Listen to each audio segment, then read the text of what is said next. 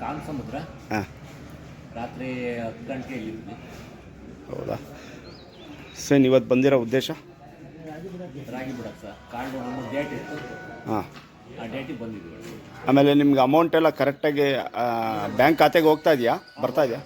ಬರ್ತಾ ಇದೆ ಅಂದರೆ ಅವತ್ತಿಂದ ಹಾಕಲ್ಲ ಸರ್. ಒಂದು ನಿಮಿಷ ಆಫ್ ಮಾಡಿ. 10 ಗಂಟೆಗೆ ಬಂದ್ವಿ.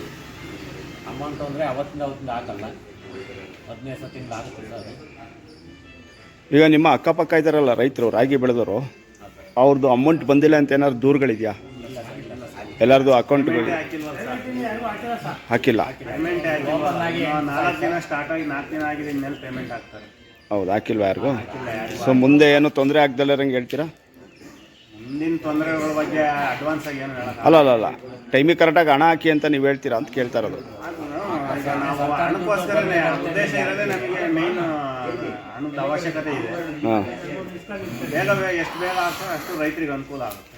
ಈ ಬೆಂಬಲ ಬೆಲೆ ನಿಮಗೆ ಅಂದರೆ ಸರಿ ಹೋಗಿದೆಯಾ? ತೃಪ್ತಿಯಾಗಿದೆ. ನಿಮ್ಮ ಹೆಸರು ಹೇಳ್ಬಿಡಿ, ಯಾವ ಊರು ಏನು ಅಂತ. ನನ್ನ ಹೆಸರು ಚನ್ನಬಸಪ್ಪ ಅಂತ ಬಿಸ್ಲೇ.